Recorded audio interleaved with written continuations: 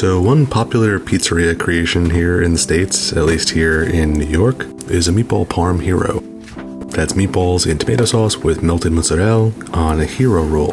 And as far as I can tell, that's something that doesn't exist in Italy, at least not in sandwich form. And any search for polpetti alla parmigiana mostly turns up results for polpetti di melanzane alla parmigiana, or eggplant meatballs, or just eggplant balls, I guess. So I wanted to see what it would be like if it did exist. What would it be like if we used traditional Italian ingredients and recipes for each part of the hero? So to get started, instead of using a hero roll, I'm going to be making focaccia. Now really ciabatta would have been a better choice for this, but I figured let's get as much flavor out of it as possible. Focaccia has that lovely seasoned exterior, which I think will lend a lot to the sandwich. So into the bowl of my stand mixer, I'm going to add 250 grams of bread flour, 7 grams or 1 packet of active dry yeast, about 5 grams of salt, about 5 grams of sugar, 10 grams of olive oil, which should help with stretching our dough, and then 150 milliliters of water, which makes this a 60% hydration dough. Not as wet as I thought it would be.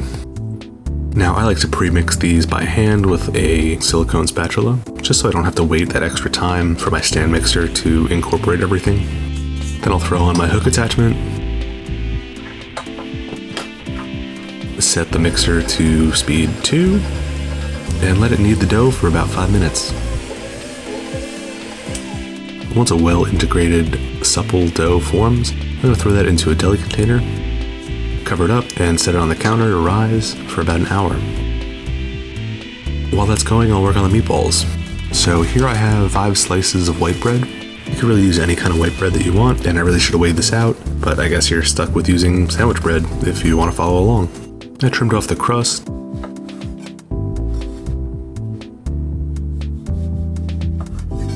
broke it up into little pieces into a bowl,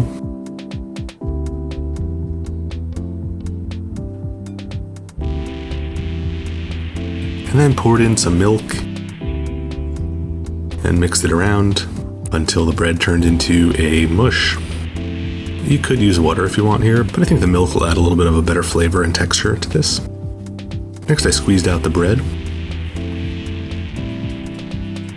And you can hold on to that milk if you want some bread-flavored milk. Now to that mushy bread, I added about 500 grams of ground beef and 500 grams of ground pork. Really, you could use any kind of meat that you want here. You could use chicken, turkey, water buffalo, ostrich. You just want to make sure that the fat content is good enough. Next, I'm going to mince up half an onion by slicing it in half, making vertical cuts not quite pole to pole, cutting it in half, and rotating each half 90 degrees, making some more vertical cuts, slicing crosswise so it's diced up, and then mincing those dice up into smaller pieces.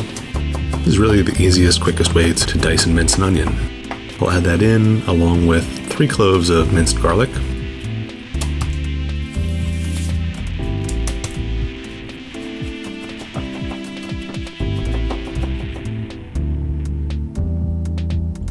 I'll chop up a handful of parsley,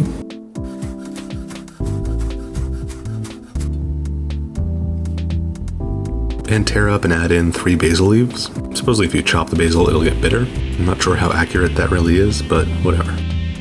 Next, I needed some grated Parmesan, and I started out with my box grater, but it started getting jammed up because this parm was kept in plastic, was a little bit wetter than normal. So I switched over to my rotary grinder, which made quick work of it. Sprinkled in a few handfuls.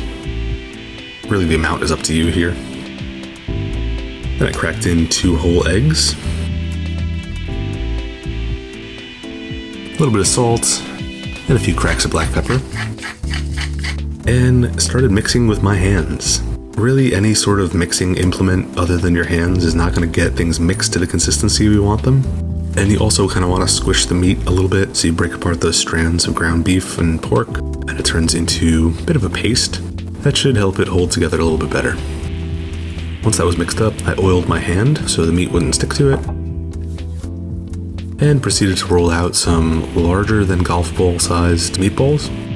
You can go with any size here, and maybe making little polpettini would have been a little bit more manageable and quicker to cook. But meatball parm is an over-the-top kind of sandwich, so I went with these giant meatballs. Now to cook these into a frying pan, I added about 5 millimeters depth of olive oil. And once that came up to temperature and started wiggling around, I added in my meatballs. Once the last one was in, I went back to the start and rotated them around about 90 degrees.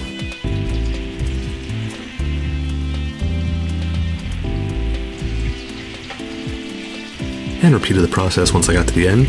That was about enough time for one side to get browned. Now, as they kept cooking, a lot of the juices and fat rendered out of the meatballs, so they shrunk pretty drastically in size. I was having trouble browning them as time progressed because the liquid in the pan became made up more and more of the juices from the meatball rather than actual oil. So what I would say is don't overcrowd the pan like I did. So maybe only throw maybe 5 or 6 at a time in the pan. And once they're cooked, let any juices boil off from the fat before proceeding with the next batch. Now, some of my meatballs also fell apart as I rotated them, and I'm thinking maybe I didn't squeeze enough milk out of the breadcrumbs, or maybe I didn't fry them fast enough to create that structural integrity around the outside. Either way, I got some good meatballs out of this. So once they were brown on every side and reached a safe eating temperature of about 165 Fahrenheit, I removed them off to the side. At this point, my dough had risen quite a bit, so I shaped it into a ball, tucking the edges in on themselves. Transferred it to a well-oiled bowl, covered up with plastic wrap, and let it rest for another 20 minutes. While it's resting, I'll make the sauce, which is a fairly traditional Italian tomato sauce.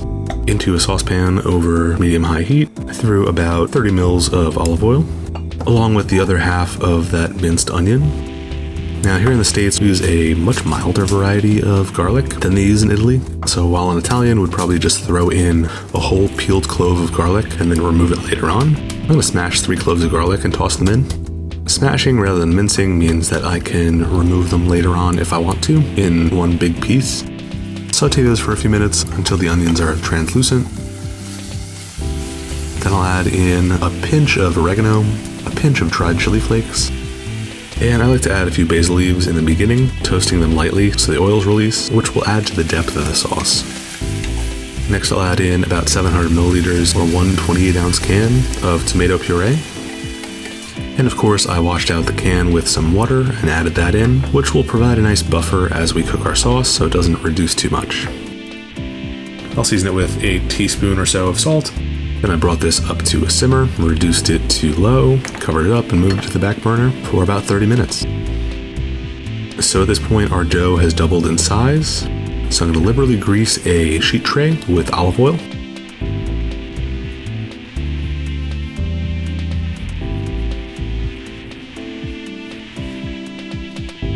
Dump out our dough ball and press it out so it reaches the corners. And you know, in hindsight, I probably should have made double the amount of dough because even though this does reach the corners, the dough ended up very thin.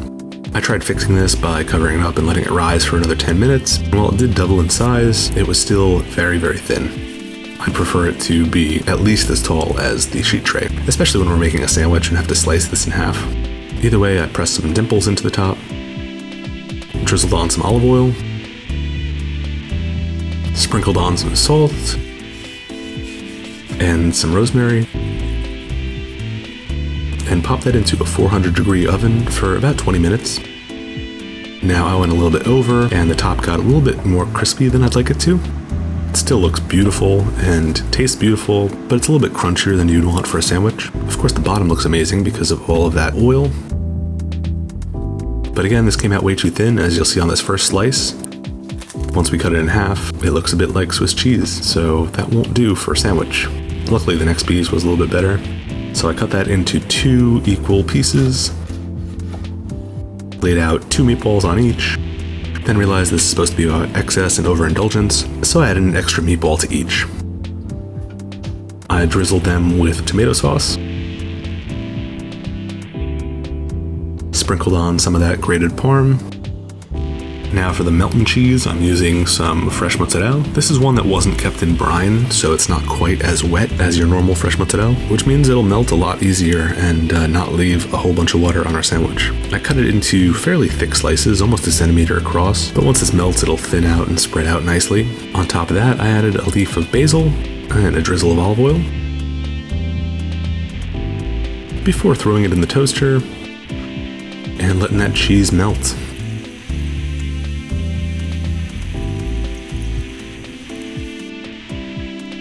And while this looked beautiful and very photogenic, it was kind of a letdown, to be honest. Meatball parm is about a balance of heavy flavors. I think the delicate nature of the ingredients here mean that the sauce and the cheese, they don't really balance out the meatballs. So this turns into more of almost a meatloaf sandwich rather than a parm sandwich. But I'm curious what you guys think. What do you think I could have done better? Do you think this is something that you'd want to try out? Any Italians watching, what would you do to make the American classic in your own style? Either way, I'll probably not be making this again, but maybe I'll make the real thing sometime in the future.